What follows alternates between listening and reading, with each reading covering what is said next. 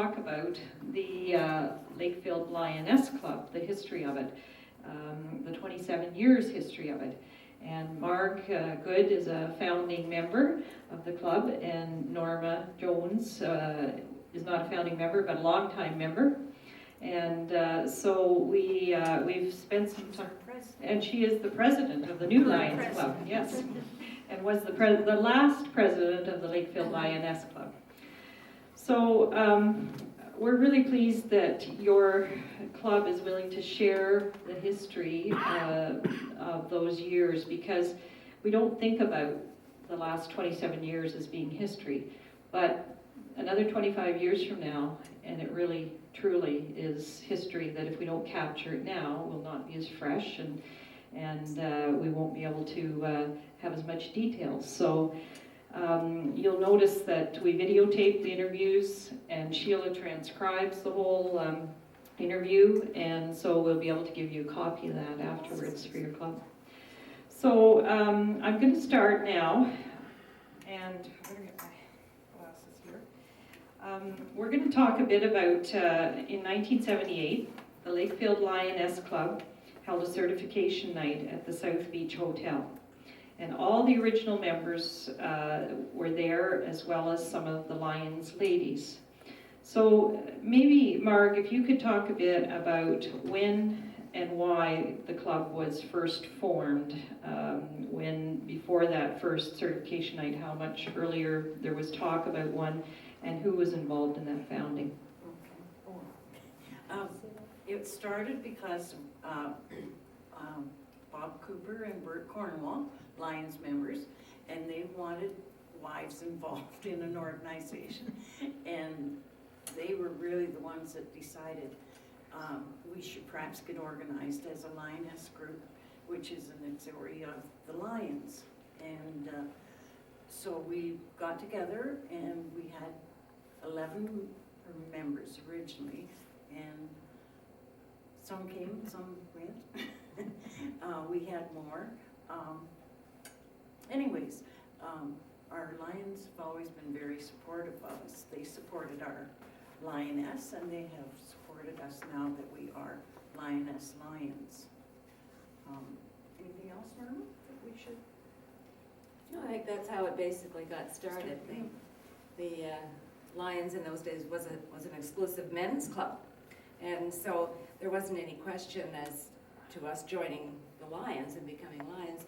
In those days, it was if we wanted to form any kind of a club that was working under the banner of Lionism, it had to be as Lioness, and so that's what we did do. And we were given certification in 1978 as the Lioness group of Lakefield. Well, the first Lioness Club for Lions International was formed in 1975 in North Carolina, and from then other Lioness clubs were formed throughout the area. So really, you weren't long after that first club in 1978. So typical of Lakefield community to want to be right off the mark on new things like that. Previous to that, instead of Lioness, they were called Lionettes, and Peterborough had a club, Lionettes, and 3 of the ladies from the Peterborough club came out and helped us get organized. Who were they? Do you remember names? Mark Welsh, Joan Jones, and Diane Carl. And can you try to remember some of the names of the founding members? We don't have any pictures of the charter night. We have the minutes of the first meeting back on the table the here. The original charter is over there, Mary, too, and it has the names of all the I wonder if original. I know them. Okay, Mark. Mary Digweed, who lives in Calgary, she is a privileged member and still belongs to our club. Mary Breaker Hall. Beth Jardine. Beth, no, she wasn't. She didn't join then. Diane Reitman. Bernie Dunford. Bertie joined shortly after. She's not on our charter. Where I thought there were just 11 of the original Helen Dencher was our first president, and I was Gwen Cornwall. first vice. Oh, yeah, Gwen Cornwall, Gwen's and Donna Chitty, Ann Edwards, Ann King, Alma Kingdom, Mary Nerlich, and Elizabeth Prime. And so really the only ones from the charter are. Bertie's name isn't on there because she didn't actually join until that February, and this charter was already issued even though it hadn't been presented. So she was still considered a charter member. Can you tell us a bit about that night at the South Beach Hotel, which doesn't exist anymore, but it would be fun to hear a bit about the party. Well, of course, our husbands went with us. We had a dinner meeting. I'm sure the Lions Club paid for it for us because they've been very generous all the way through in our sponsorship. And I can't even tell you how many attended. George, do you remember? I can't remember really. You're like Yeah. me. But it was a very pleasant night, and of course we had people from the district, our governors and zone chairman, and our people that helped us get organized, of course, from Peterborough were back. Okay, so what were some of the early projects that the club was involved in? We all know that service clubs do fundraising. So you had some early fundraisers. I know you mentioned one to me. And so if you could just talk a bit about that, and then we'll talk a bit about what you spent the money on after that. Okay, some of our first and we started off very simple. We had little draws, raffles. We had a doll. We had an Afghan. We did hangers. I don't know how many of you remember. We did those covered hangers, which wasn't too. Our very first one was the Aunt Jemima doll, Aunt but we Jemima made doll. $14 on So- it. We thought we were really in business. We were starting off small, but we progressed. One of our big boo-boos was we were told to make chili for the first snowmobile races up at the fairgrounds. And we made chili in 3 kitchens, like our Lions members, in preserving kettles full. And it ended up, we had chili. We had no snow. Nobody came, and then we had these pots of chili that ended up starting to work in 2 or 3 Big days. pots of chili. Oh, it was awful. Anyways, we haven't made chili since. But our, do you want to know how we raise funds now, or? Sure. Since then, we've had bake sales, we've had our craft show, which has been quite successful. We sell Christmas cakes. We cater to the Lions dinners twice a month, which is steady. We do dinners for community care twice a year. Golden Years Club twice a year. Fireman's dinner. Fireman's dinner. That's We nice. did, can you think of Other catering, Beg your pardon? other catering. Yes, we do. We have done quite a bit of catering. But basically, since we started the crafts shows, where we rent tables to people, that's been very successful. Our bake sales are always successful. And catering. Toy drive. Yeah, well, our toy drive is another project. Right. And we started that, our first family, in 78, 79. We sponsored a family of 10 and provided Christmas for them. That was our first attempt at doing something for Christmas for the community. And since then, we've expanded to the toy drive. Okay. Well, it was obvious when I sat down with these members of the club and others and looked at the materials that they had, that it was a long, long list from the very beginning of the different charities and causes and projects that they donated their money to.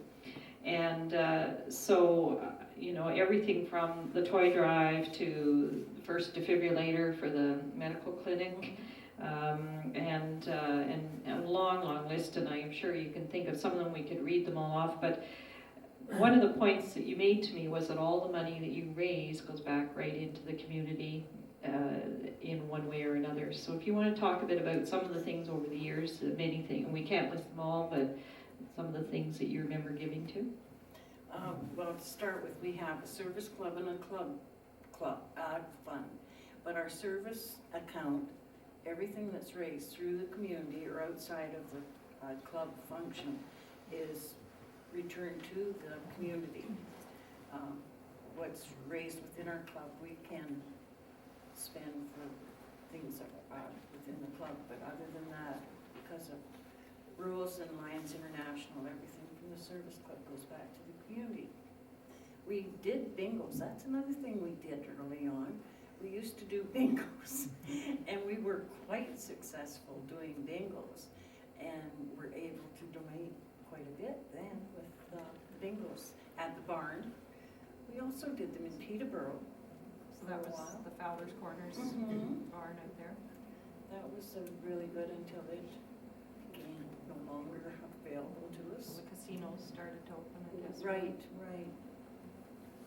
What was your other question? Well, some of the charities and projects, do you want to talk a bit about the defibrillator, and then there's the machine for the eye testing at the optometrist? Yes, we purchased an eye, what was that called? I can't remember the name of it, but it was the for- first to piece of assist, equipment. Yeah, in eye examination. Dr. But some of the people that we donate to, of course, is community care, the toy drive, 5 counties, of course, 3 Lions International. It's part of its site, and diabetes and camps for the Camp Trillium for cancer patients. Telecare, CIBC, Brock missions. Oh, we've got a I've list got here. that list, 92, 93. Lake St. Joseph Center is a camp for children that have problems and smarts with that. Santa Claus Parade, Christmas Party for CNIB, Effective Speaking, Telecare, Peterborough Hearing Society, Leader Dogs, Lakefield Fair Board. We sponsored a prize there for the fair. Lions Foundation, Lions Quest, PARD, Community Living, I said that, McIntyre Park, Almost Home, Alzheimer's Society, Diabetic Society, Lakefield Library, And the list goes on. and the list goes on. Each year That's we a get more more. current list. Yeah, each year we get more people that are asking for donations.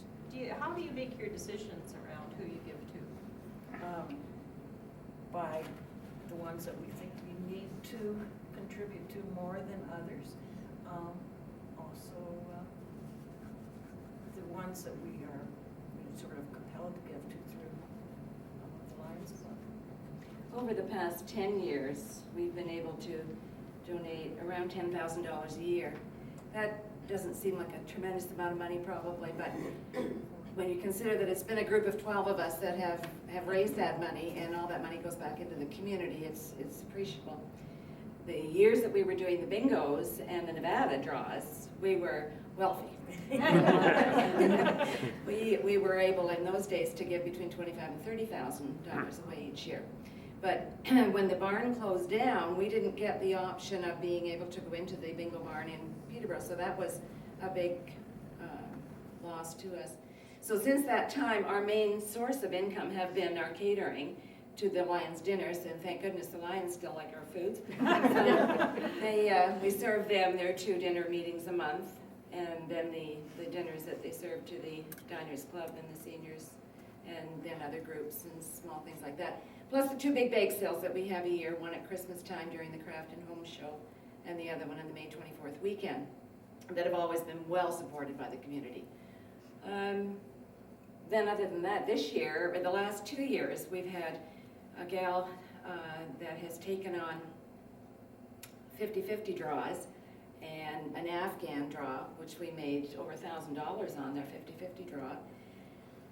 She now has decided we're going to have a Nevada night, a casino night on the 10th of June, and she's gone to all the preparation that has to be done and the paperwork involved through the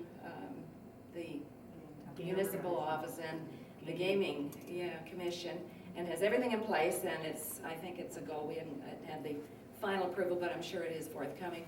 And that's going to be a big fundraiser, or we're hoping that it's going to be a big fundraiser. And we expect everybody here there. Exactly, yeah. Bring all your friends and your money. Yes. Who's organizing that, Norma? That's Fran Anderson that is looking after the organizing of that, and it's going to be held at the Legion on the 10th of June, and it'll be a dinner. We'll have a buffet dinner, and then the gaming evening for, I think it was decided $12 a person, wasn't it? Didn't we decide that? So that should be a fun night, and a good means of raising. Well, it's too bad those bingos had to end. Yeah.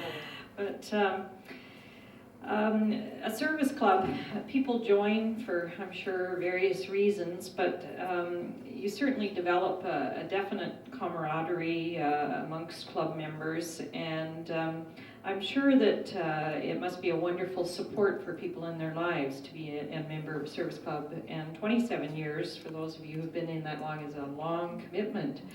It was Thursday night in the first minutes I saw, so it's still Thursday night. No, it's the fourth Thursday of the month. Fourth Thursday of the month, but it's still Thursdays that you like. Yes. Yeah. So can you talk a bit about, I'm sure you had a lot of laughs and a lot of fun and supported each other through difficult times too. And do you want to talk a bit about why anybody would want to join a service club, and some of the things that were important in this club? I think our main object was to do what we could for the community. And some of us, our husbands were involved in Lions, and we saw what they were doing, and we wanted to participate. So we started with that. As far as getting together, when we work together, we get to know each other better, and we certainly have a good compatible group. We always have.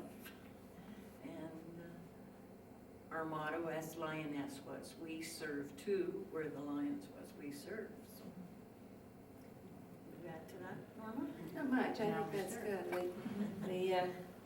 When I joined the year after, this was, the Lioness was formed in 1978 or certified, and I joined in 1979, and at that time, living outside the village, I didn't know one other person than Mary Breaker when I joined. And since that time, I've come to know all these girls just as an extra family, and it has been, I can't say enough for the fact that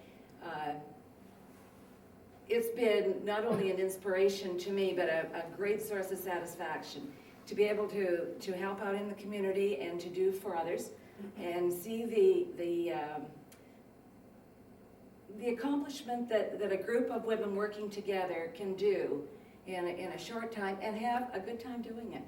I don't think we've ever, over the years, we used to attend interclubs and a lot of the international and district level things that went on in Lions, and got to know each other very personally and so on. But even for new members, Joan is our very newest member, and she has already indicated that she feels a part of things in just a very, short time, and that's the way this group works. And it goes without saying that we're working for the largest volunteer organization in the world as Lions, and so it's nothing but a source of satisfaction. Do you want to say anything more? Let's Norma's covered. Okay. Now in 2003, the club celebrated its 25th anniversary, and in the albums at the back there are photos of a dinner that you had at the Marshland Center. And you want to talk a bit about what went on at that meeting, And maybe as well, you might talk about what you do in a meeting when someone's inducted as a member. There's a certain ceremony that you have, which is important. Do you want to, Norma? Our 25th anniversary was celebrated in 2003. We had a dinner which was catered to at the Marshland. We invited our husbands and the district governor and zone chairman. So it was a very sort of intimate dinner for our members. We decided other years for our celebrations, we have had celebrations of anniversaries at the Legion. But that, for the 25th, we decided we would have something just with our own, and it turned out very nice. I think everybody thoroughly enjoyed it. Mark neglected to say that that night was the night that she and the other charter member, Bertie Dunford, received their Helen Keller Awards, which is the highest award that's available in the Lioness portion of Lionism. In the Lions, the Melvin Jones Fellowship Award is the highest honor that can be paid to a volunteer, which George Lord was the recipient of here just this past month after 50 years of service with the Lions Club locally. So, but that on our 25th was the night that Mark Good and Bertie Dunford received their Helen Keller Awards. And, go ahead. That was an honor to receive that. Since then, some of our other members have also received them.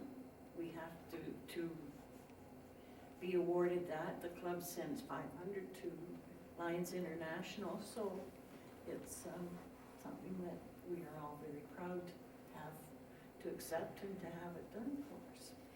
And what's the connection with Helen Keller? Can you explain why? The sight, her projects with sight and hearing. And that's been adopted as projects Our of... Lions International project. Mhm. Okay, that's great. Helen had sight. Yes, yeah. So when someone becomes a member, does someone from, now it was different, tell us how it worked in the Lioness Club, it's different now with your Lions Club, but how they're inducted as a member. Well, it's very similar, the way we were inducted as Lioness. We were sponsored or invited to join. They're like you to attend at least 2 meetings to find out if you really think you want to be involved in a service club, because it is a commitment. It's social, but it's work too. And so then your application goes to the board of directors or the executive, and if you're approved, you have an induction service, which we try to have someone come and do the induction to make it special for the person, and the sponsor person always is there to assist or to help get that new member oriented into the club.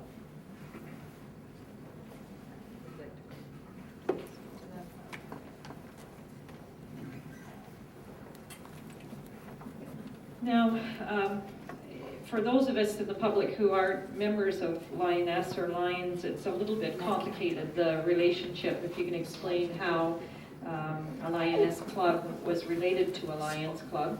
And now, You can't sit there. and we'll go into what's happened, but if you can start just by explaining the Lioness Club's relationship to Lions, how that worked. Basically, we were considered an auxiliary of the Lions Club, and to assist them, we had to have a liaison from our club to the Lions Club, and it was basically to assist our Lions if we could. Was about, And So, over the years, the club must have changed as society changed. Did you find that more people found was it any harder as more women were working to be able to make the commitment to a service club, or did you adjust how you did things at all, or are you doing things similar now to when you were formed? we're doing things very similar to when we were formed. We try to tell new members that it is a commitment. There's things that is expected of them, and if they feel they can't commit, they usually don't join. And really, there hasn't been many changes since we were organized in what we do. We still carry on with similar things. One thing that we did have to stop, we were driving a person into Peterborough for therapy, and there weren't enough. We had to stop that because of people available in the daytime. But we do try to assist whenever we can. And I guess community care has filled that role now. Right, they have. And there wasn't community care at that time. No. Okay, is there anything you want to add from your perspective, Norma, about how you see the club sort of adjusting to, over the years, 27 years is a long time? Well, I think we're the same as all service clubs. We're suffering from. I think just the way society is today, young people aren't interested in volunteer clubs. They haven't got the time. The children are in so many extracurricular activities that takes the parents' time, and it's understandable. I know when I went back to work after my children were raised, I didn't have the time to cater dinners and so on, and so that was left to those that it's a big commitment to be an active member of any service club, as you well know. And I think that we suffered the same way. The average age, looking around it, you can tell, is older. That you can't get young people interested in this much yet. We keep hoping that they will, and every once in a while we get, so like Joan now, she's coming on board, and she's much younger, and that's wonderful, because it's something that the youth that the schools now are trying to involve, that you have to put in so many volunteer hours in order to graduate, and that's helping. I think they're getting a taste of, and we've had a couple of young gals that have been a part of our organization, have helped out at different times, and I think that the movement will come if we kind of stick with it, but it's tough swinging to try and get members. There's no question about that, Mary. We have had in our group, 6 of us that have received Ontario Volunteer Awards, which was an honor for us. They were presented in Lindsay. Can't think of anything else that our effective speaking has. Gloria Armstrong has looked after effective speaking for a number of years, and that has, I think, made some people more aware of what Lions and Lioness do. So when the students enter in the public speaking or effective speaking contest, they actually come to your meeting, and their parents often come along, and the students actually give their speeches to your group. So how many a year would you hear? Well, sometimes it varies. This year there were only 2, but it's competitive. It's within the district, and then it can go on to a bigger area. And we have had some very good speakers, but there again, the children are so involved in other activities. But we're always pleased with the ones that progress. That's amazing when you get to see that kind of talent. It's a treat. Now, the club chose just this past fall to have a charter night and become a Lions Club. Now, before that, I guess starting in 1992, the ball started to roll in terms of changes, and I can't say, after you explained it to me, that I really got it all down pat in my mind, Norma, so if you can go through the history of how in 92 on until you ceased to be Lioness and became Lions, why you did what you, who did what and when. We functioned as Lioness from 1978, when we were certified, until 1992. And one night in 1992, we were at an executive meeting, and we had a letter sent to us from Lions International saying that as of the end of that month, that International had decided not to recognize Lioness anymore as part of the Lions movement. that we had three alternatives. We could either join the existing sponsoring Lions Club and become Lions, or we could form our own Lions Club, but in order to do so, we had to have 20 members and we only had 11.